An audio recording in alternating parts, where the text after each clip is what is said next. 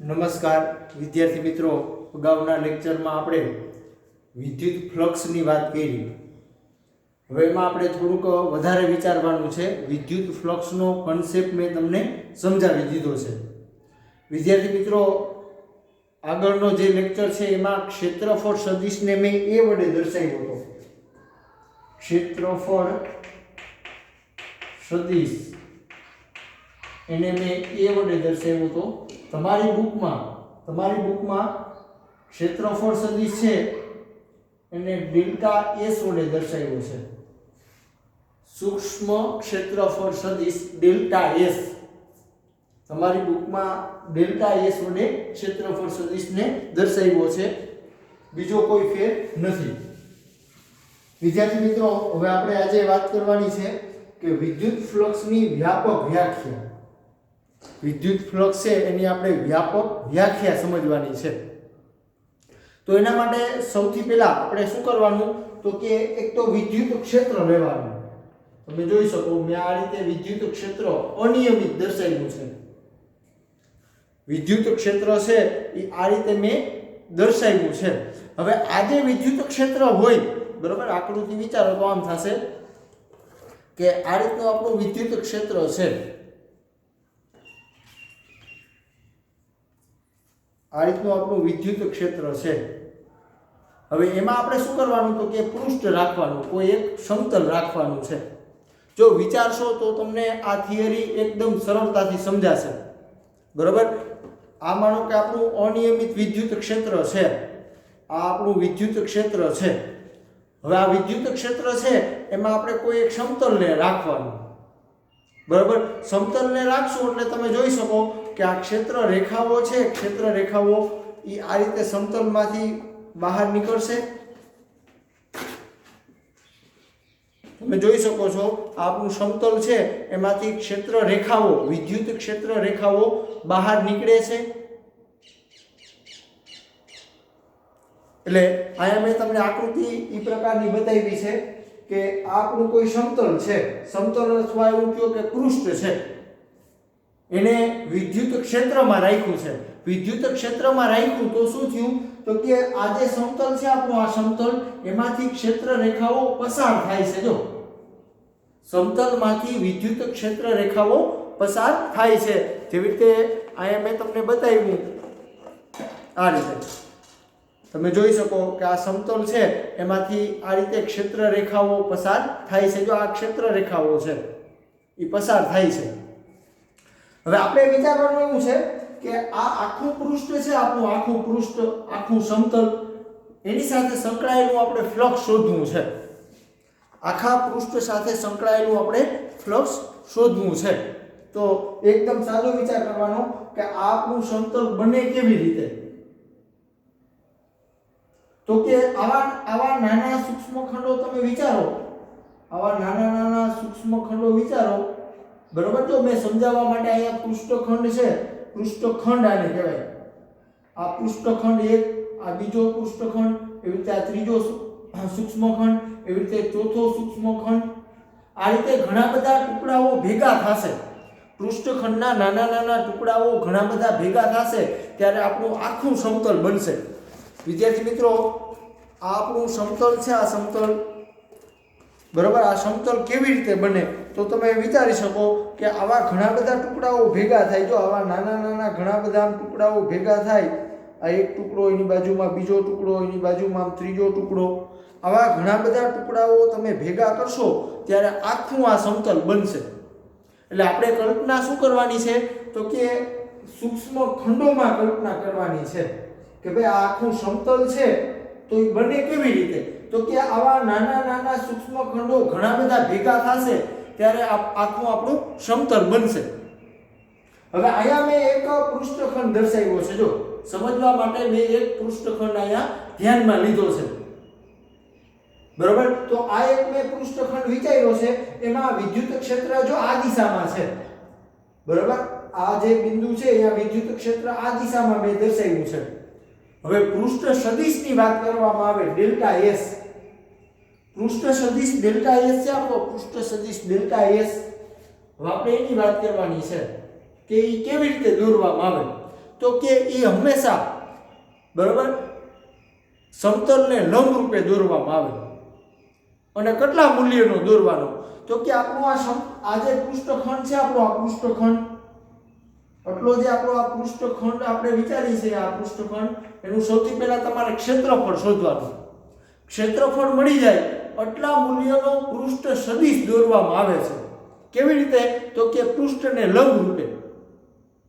બરાબર, આવું માનો કે આપણું આ પૃષ્ઠ છે તો એને લંબ રૂપે એટલે આમ.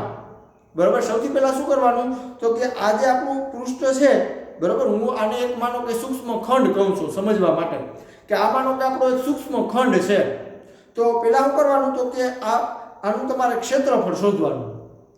બરાબર, ક્ષેત્રફળ મળી જાય પછી એ પૃષ્ઠ છે એને લંબ રૂપે પૃષ્ઠ સદિશ દોરવાનો, એટલે કે આમ. અને કેટલા મૂલ્યનો દોરવાનો? તો કે એનું તમે ક્ષેત્રફળ શોધ્યું એટલા મૂલ્યનો, અને પૃષ્ઠને લંબ રૂપે દોરવાનો. એટલે જો મેં અહીંયા આ લંબ રૂપે દોર્યો છે. આ જે આપણું સમતલ છે, સૂક્ષ્મ ખંડ આપણો, આને તમે સૂક્ષ્મ ખંડ પણ કહી શકો.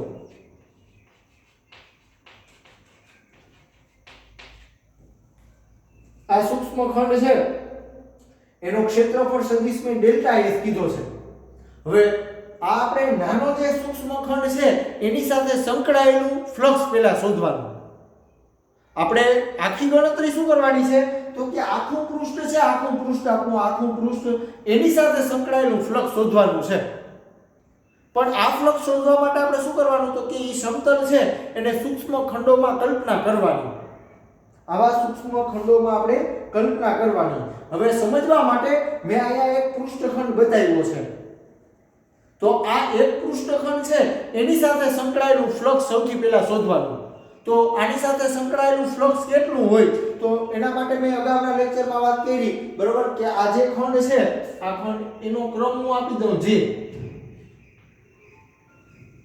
આ જે ખંડ છે, જેવી રીતે હું કહું કે આ પહેલો ખંડ, આ બીજો, આ ત્રીજો, આ ચોથો, આ પાંચમો, છઠ્ઠો, સાતમો, એવી રીતે આ ખંડ છે એ જેમાં ક્રમનો છે.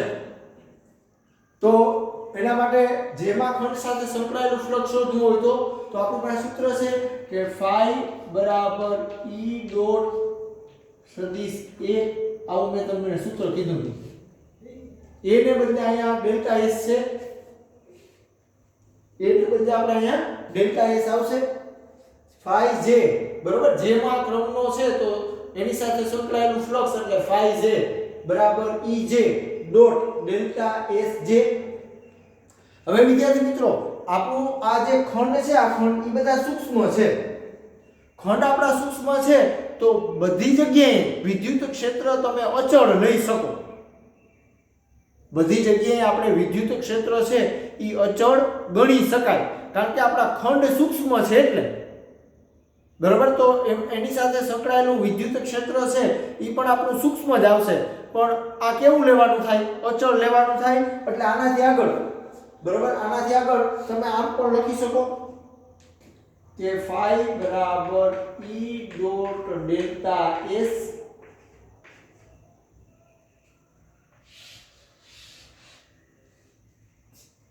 હવે આપણે એક ખંડ છે, આ એક ખંડ એની સાથે સંકળાયેલું ફ્લક્સ મળ્યું છે. બરાબર, આ પૃષ્ઠ છે આપણું, આ પૃષ્ઠ એ તો આવા ઘણા બધા ખંડોનું બનેલું છે. તો આ દરેક ખંડ છે એના વિદ્યુત ફ્લક્સનો આપણે સરવાળો કરવો પડે. આ સરવાળો છે, બરોબર, તો એના માટે સિગ્માનો ઉપયોગ કરી શકાય. વિદ્યાર્થી મિત્રો, અહીંયા તમે જોઈ શકો phi બરાબર sigma E dot delta S. બરોબર, આ ખંડ છે, આ ખંડ એની સાથે સંકળાયેલું ફ્લક્સ, એનાથી આગળ અહીંયા કોઈ બીજો ખંડ હશે તો એની સાથે સંકળાયેલું ફ્લક્સ, અહીંયા ત્રીજો ખંડ હશે તો એની સાથે સંકળાયેલું ફ્લક્સ, બધા ફ્લક્સ આપણે ભેગા કરવા પડે, એટલે કે સરવાળો કરવો પડે. આ સરવાળો છે એના માટે આપણે સિગ્માનો ઉપયોગ કરી શકાય.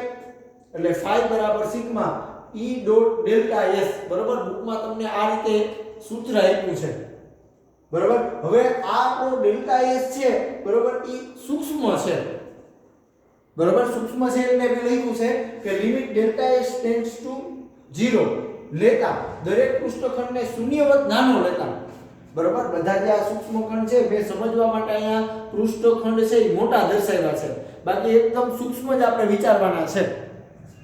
બરાબર પૃષ્ઠખંડ છે સૂક્ષ્મ પૃષ્ઠખંડ એ એકદમ સૂક્ષ્મ હોય એટલે કે લક્ષની વિભાવનાનો આપણે ઉપયોગ કરવાનો થાય phi બરાબર limit delta s tends to 0 sigma e dot delta s આગળ સાદુરૂપ આપો તો આ સિગ્મા છે બરાબર એટલે એ સંકલનમાં પરિણમે સિગ્મા એટલે આપણે સરવાળો કરવાની વાત આવે સરવાળો કરવો એટલે કે ભેગું કરવાની વાત આવે ભેગું કરવું એટલે એને સંકલન કહેવાય તો સૂત્ર શું મળ્યું તો કે phi બરાબર સંકલન e ડોટ ds પણ આયા જે સંકલન છે એ પૃષ્ઠ સંકલન છે સંકલન ખરું પણ આપણે પૃષ્ઠ સંકલન શું કામ પૃષ્ઠ એટલે કે ક્ષેત્રફળ ધરાવતો ખંડ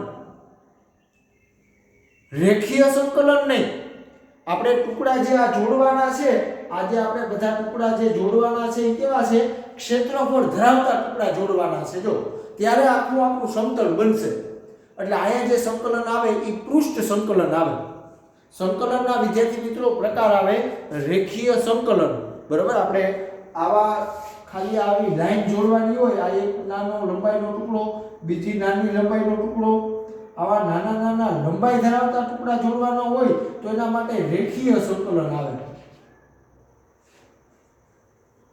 અહીંયા આપણા ખંડો છે આપણા સૂક્ષ્મ ખંડો એ ક્ષેત્રફળ ધરાવે છે બરાબર આ રીતે ખંડો જે સૂક્ષ્મ છે એ ક્ષેત્રફળ ધરાવે છે તો આના માટે પૃષ્ઠ સંકલન આવે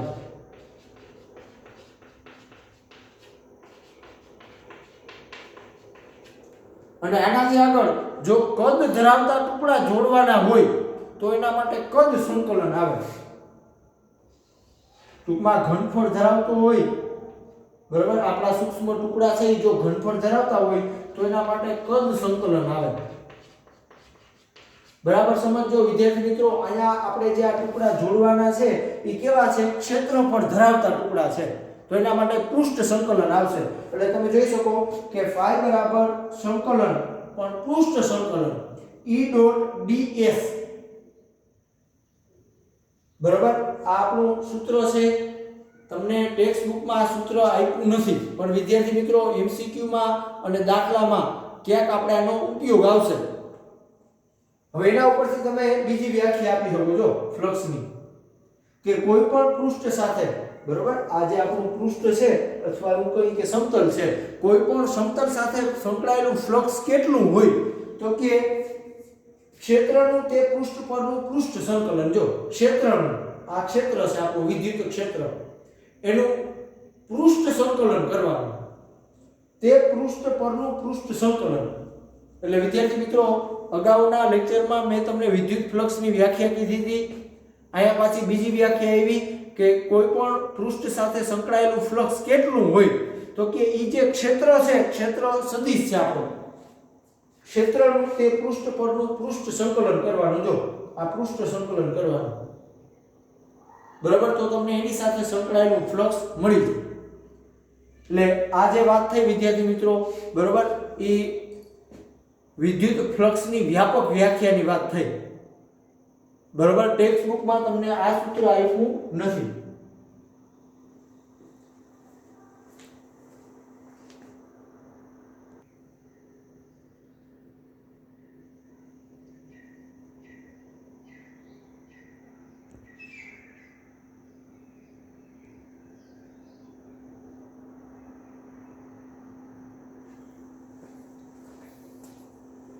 વિદ્યાર્થી મિત્રો હવે આપણે વિદ્યુત ફ્લક્સ થી આગળ વધી વિદ્યુત ડાયપોલ એટલે કે બીજા શબ્દમાં એને દ્વિધ્રુવી દ્વિ એટલે બે અને ધ્રુવી એટલે કે ધ્રુવ બરોબર બે ધ્રુવ વિદ્યુત ડાયપોલ અથવા એને બીજા શબ્દમાં દ્વિધ્રુવી પણ કહેવામાં આવે છે એકદમ સરળ બાબત તમને કીધી છે કે વિદ્યુત ડાયપોલ કોને કહેવાય વિદ્યુત ડાયપોલ કોને કહેવાય તો કે એક ધન વિદ્યુતભાર હોય અને એક ઋણ વિદ્યુતભાર હોય જેવી રીતે હું કહું આ માઈનસ q અને આ માનો કે પ્લસ q એક q વિદ્યુતભાર આ એક q વિદ્યુતભાર જો મૂલ્ય સરખા છે પણ એક ઋણ વિદ્યુતભાર છે અને એક ધન વિદ્યુતભાર છે મૂલ્ય સમાન છે અમુક અંતરે હોય, બરોબર. કહેવાનો મતલબ એવો છે કે આ માનો કે -q વિદ્યુતભાર છે, આ +q વિદ્યુતભાર છે, તો આ બે વિદ્યુતભારો વચ્ચે અમુક અંતર હોય, તો આ જે રચના બની એને વિદ્યુત ડાયપોલ કહે છે. એક -q વિદ્યુતભાર, એક +q વિદ્યુતભાર, બે વિદ્યુતભારો અમુક અંતરે રહેલા હોય, તો આ જે રચના બની, આ બે વિદ્યુતભારોની જે રચના બની એને વિદ્યુત ડાયપોલ કહે છે. આ -q વિદ્યુતભાર, આ +q વિદ્યુતભાર, એની વચ્ચેનું અંતર આપણે એમ કહેતા હોઈએ કે 1 સેન્ટીમીટર છે. તો 1 સેન્ટીમીટર અંતર આપણે દર્શાવીએ એને બદલે હું એમ કહું કે 2a અંતરે છે.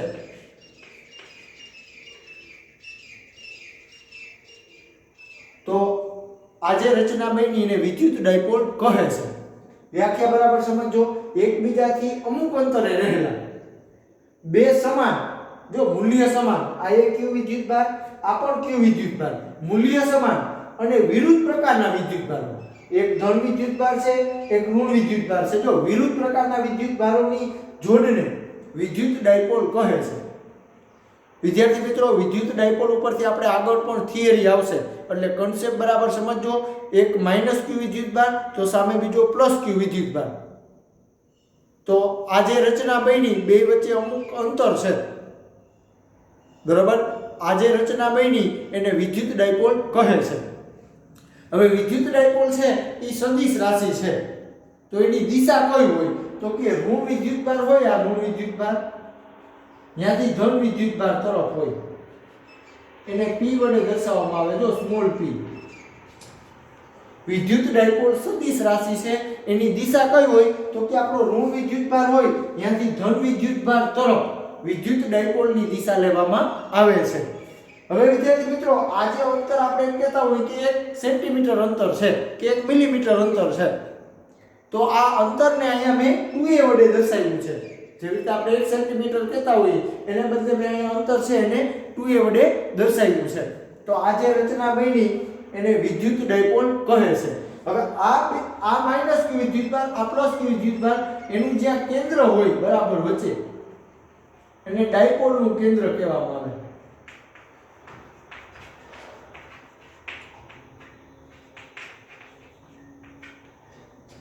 વિદ્યાર્થી મિત્રો, તમને ક્યાંય પણ રકમમાં કે થિયરીમાં શબ્દ આપે કે વિદ્યુત ડાયપોલ, એટલે તમને સમજાઈ જવું જોઈએ કે એમાં શું હોય? તો કે એક ધન વિદ્યુતભાર હોય, એક ઋણ વિદ્યુતભાર હોય, બે વચ્ચે અમુક અંતર હોય, અમુક અંતરે રહેલા હોય, બરાબર. મૂલ્ય બેયનું સમાન હોય, એક ધન હોય અને એક ઋણ હોય, તો આને વિદ્યુત ડાયપોલ કહે છે.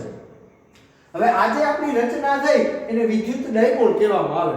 તમે જોઈ શકો કે ચોખ્ખો વિદ્યુતભાર ગણશો અથવા એવું કહો કે કુલ વિદ્યુતભાર ગણશો, ડાયપોલ પરનો કુલ વિદ્યુતભાર, ડાયપોલ પરનો કુલ વિદ્યુતભાર,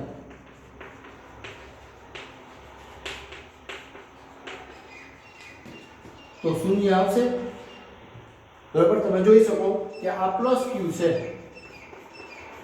પ્લસ -q, બરાબર. આ +q છે, આ -q છે, આનો સરવાળો કરશો એટલે પરિણામે વિદ્યુતભાર 0 આવશે. વિદ્યાર્થી મિત્રો, ડાયપોલ પરનો કુલ વિદ્યુતભાર છે એ 0 છે, પણ વિદ્યુત ક્ષેત્ર 0 નહીં હોય, વિદ્યુત ક્ષેત્ર 0 નહીં આવે. વિદ્યાર્થી મિત્રો, અગાઉ આપણે શીખી ગયા કે આ +q વિદ્યુતભાર છે, આ -q વિદ્યુતભાર છે, બે વચ્ચે જો આટલું અંતર છે, તો આનું વિદ્યુત ક્ષેત્ર આપણે આ રીતે દર્શાવતા હતા. આ વિદ્યુત ડાયપોલનું આપણે વિદ્યુત ક્ષેત્ર આ રીતે દર્શાવતા હતા, જો યાદ હોય તો.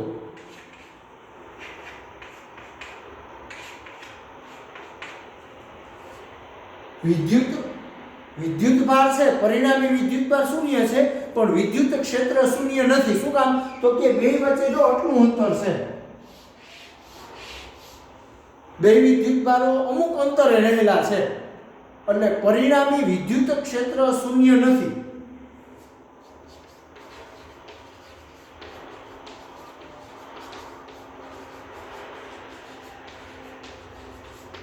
કુલ વિદ્યુતભાર શૂન્ય છે પણ વિદ્યુત ક્ષેત્ર શૂન્ય નથી. એનું કારણ છે કે બે વિદ્યુતભારો વચ્ચે અમુક અંતર છે. આપણે ધન વિદ્યુતભાર હોય તો વિદ્યુત ક્ષેત્ર આમ બહાર નીકળતી દિશામાં દર્શાવી છે, ઋણ વિદ્યુતભાર હોય તો વિદ્યુત ક્ષેત્ર આમ અંદરની તરફ દર્શાવી છે. એટલે આનું તમે પરિણામી વિદ્યુત ક્ષેત્ર શોધશો તો એ શૂન્ય નથી. હાલો એનાથી આગળ વિદ્યુત ડાયપોલ છે. વિદ્યુત ડાયપોલ એને વ્યાખ્યાયિત કરવા માટે સૂત્ર છે P બરાબર 2A * Q.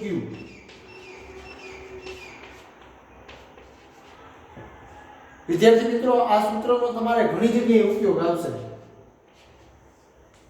2A છે, આ 2A ઈ અંતર છે અને આ આપણો વિદ્યુત ભાર છે. વિદ્યુત ડાયપોલને વ્યાખ્યાયિત કરવા માટે P બરાબર 2A * Q આવું સૂત્ર છે. વિદ્યુત ડાયપોલ સદિશ રાશિ છે.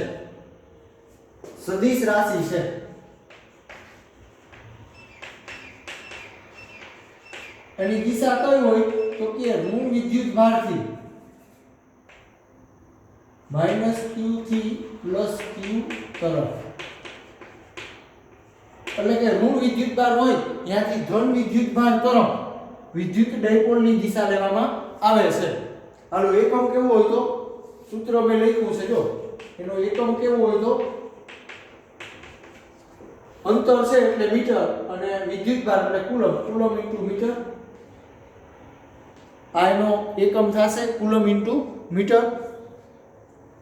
હવે વિદ્યાર્થી મિત્રો અગાઉ આપણે વાત કરી કે આપણો એક વિદ્યુતભાર હોય બિંદુવત વિદ્યુતભાર. આ રીતે આપણો કોઈ એક બિંદુવત વિદ્યુતભાર હોય. આ માનો કે Q વિદ્યુતભાર છે અને આ બિંદુ P છે. તો આ બિંદુ P પાસે આપણે વિદ્યુત ક્ષેત્ર કેટલું છે બરોબર એની થિયરી શીખી ગયા. બિંદુવત વિદ્યુતભાર વડે ઉદ્ભવતું વિદ્યુત ક્ષેત્ર બરોબર. આ બિંદુ છે એ માનો કે આ વિદ્યુતભારથી r અંતરે આવેલું છે. તો અહીંયા વિદ્યુત ક્ષેત્ર કેટલું હોય તો કે E બરાબર kq છેદમાં r². આવું આપણે સૂત્ર શીખી ગયા. બિંદુવત વિદ્યુતભાર વડે ઉદ્ભવતું વિદ્યુત ક્ષેત્ર તમે જોઈ શકો કે E ચલે છે 1/r². આવો સંબંધ છે. જો અંતર સાથે વિદ્યુત ક્ષેત્રને આવો સંબંધ છે. એટલે કે જેમ જેમ આપણે આ વિદ્યુતભારથી આમ દૂર જઈએ તે વિદ્યુત ક્ષેત્ર ઘટે છે. એવી જ વસ્તુ અહીંયા આવશે. આપણી આ વિદ્યુત ડાયપોલ છે, આ વિદ્યુત ડાયપોલ એનાથી જેમ જેમ આપણે આમ દૂર જાશું બરોબર અથવા આમ આપણે આમ દૂર જઈએ તો અંતર સાથે વિદ્યુત ક્ષેત્ર છે એ પણ ઘટશે, પણ ઝડપથી ઘટે છે. અંતર સાથે વિદ્યુત ક્ષેત્ર અહીંયા ઝડપથી ઘટે છે. વિદ્યાર્થી મિત્રો આનાથી આગળની જે આપણે બે થિયરી આવે છે બરોબર, આનાથી આગળની આપણે બે થિયરી આવે છે એમાં વિદ્યુત ડાયપોલ વડે ઉદ્ભવતા વિદ્યુત ક્ષેત્રની વાત કરવાની છે. જેવી રીતે આપણે આ બિંદુવત વિદ્યુતભાર વડે ઉદ્ભવતું વિદ્યુત ક્ષેત્રની થિયરી શીખી ગયા એવી રીતે હવે આપણે વિદ્યુત ડાયપોલ હોય તો એના વડે ઉદ્ભવતા વિદ્યુત ક્ષેત્રની બે થિયરી આવશે. વિદ્યુત ડાયપોલ તો આના ઉપરથી આપણે બે થિયરી આવશે. ડાયપોલની અક્ષ પરના બિંદુએ આવેલા વિદ્યુત ક્ષેત્ર. એનાથી આગળ બીજી થિયરી આપણે આવશે ડાયપોલની વિષુવવૃત્ત રેખા પર આવેલા બિંદુએ વિદ્યુત ક્ષેત્ર. વિદ્યાર્થી મિત્રો વિદ્યુત ડાયપોલની મેં તમને સમજૂતી આપી. આનાથી આગળ આપણે વિદ્યુત ડાયપોલ છે એના વડે ઉદ્ભવતું વિદ્યુત ક્ષેત્ર શોધવાનું છે. પણ કેવી રીતે તો કે ડાયપોલની અક્ષ પરના બિંદુએ જો માનો કે હું તમને કહું કે આ આપણી વિદ્યુત ડાયપોલ છે, આ +q વિદ્યુતભાર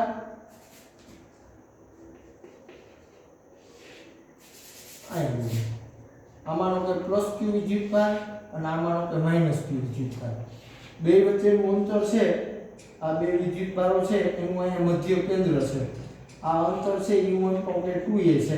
બે વિદ્યુતભારો વચ્ચેનું અંતર 2a છે. તો આ જે રચના થઈ આપણી એને વિદ્યુત ડાયપોલ કહેવાય. હવે વાત આપણે કરવાની છે વિદ્યુત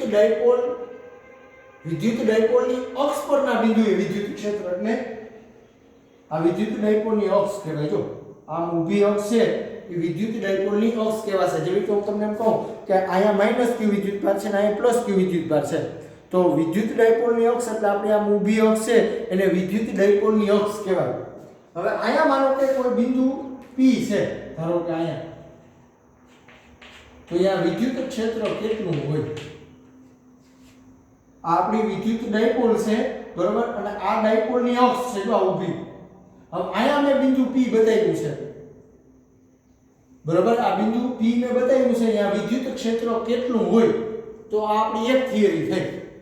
એનાથી આગળ ડાયપોલની વિષમવૃત્ત રેખા પર આવેલા બિંદુ, તો હવે હું વિદ્યુત ડાયપોલ આ રીતે દર્શાવું છું કે આ પ્લસ q વિદ્યુતભાર, આ માઈનસ q વિદ્યુતભાર, બે વિદ્યુતભારો વચ્ચેનું અંતર છે u1 કે 2a છે અને આ મધ્ય કેન્દ્ર છે, ડાયપોલનું મધ્ય કેન્દ્ર. હવે વિષમવૃત્ત રેખા એટલે આનો આપણે લંબ દ્વિભાજક દોરવાનો. એટલે આમ જો વિદ્યુત ડાયપોલ છે, વિદ્યુત ડાયપોલ એને આપણે આમ લંબ દ્વિભાજક દોરવાનો.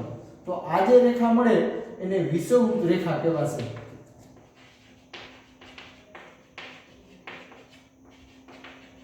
વિદ્યાર્થી મિત્રો, તમે પૃથ્વીનો ગોળો છે, બરોબર, એ જોયો હોય દરેકે. આ રીતે આપણો પૃથ્વીનો ગોળો છે તો બરાબર વચ્ચે જે આમ છે એને આપણે વિષમવૃત્ત કહીએ આ પ્રદેશને, બરોબર. આ આપણે પૃથ્વીની ધરી કહીએ, આમ પૃથ્વીની અક્ષ, તો આમ આ વિષમવૃત્ત પ્રદેશ છે, આ વિષમવૃત્ત પ્રદેશ, તો જો આ લંબ થશે, બરોબર. આ પૃથ્વીની જે ધરી છે અથવા અક્ષ છે એને આપણે આમ લંબ દોર્યો તો આને આપણે વિષમવૃત્ત રેખા કહીશું. એ જ વસ્તુ તમારે અહીં વિચારવાની છે. અહીં આપણો ડાયપોલ આમ છે, ડાયપોલ એનો લંબ દ્વિભાજક દોરો, આમ લંબ દ્વિભાજક, તો એ વિષમવૃત્ત રેખા થશે. હવે માનો કે હું તમને એમ કહું કે અહીંયા કોઈ બિંદુ P છે, તો અહીંયા વિદ્યુત ક્ષેત્ર કેટલું હોય? બિંદુ P પાસે વિદ્યુત ક્ષેત્ર કેટલું હોય, બરોબર, એ આપણે શોધવાનું થશે. વિદ્યાર્થી મિત્રો, વિદ્યુત ડાયપોલ છે, બરોબર, એના વિશે મેં તમને સમજૂતી આપી. આનાથી આગળ આપણે વિદ્યુત ડાયપોલ વડે ઉદ્ભવતા વિદ્યુત ક્ષેત્રની વાત કરવાની છે. તો એમાં પાછા બે કિસ્સા આવશે. વિદ્યુત ડાયપોલની અક્ષ પરના બિંદુએ, બરોબર, આ વિદ્યુત ડાયપોલ છે એની અક્ષ ઉપર અહીંયા બિંદુ P છે, તો અહીંયા વિદ્યુત ક્ષેત્ર કેટલું હોય? બીજો કિસ્સો આવશે ડાયપોલની વિષમવૃત્ત રેખા પર આવેલા બિંદુએ વિદ્યુત ક્ષેત્ર, તો આપણી આ ડાયપોલ છે એની આ વિષમવૃત્ત રેખા કહેવાશે. એના ઉપર બિંદુ P અહીંયા આવેલું હોય તો અહીંયા વિદ્યુત ક્ષેત્ર કેટલું હોય એ આપણે વાત કરવાની થશે. એટલે નેક્સ્ટ લેક્ચરમાં આપણે વિદ્યુત ડાયપોલની અક્ષ પરના બિંદુએ વિદ્યુત ક્ષેત્ર કેટલું હોય એ આપણે શોધશું.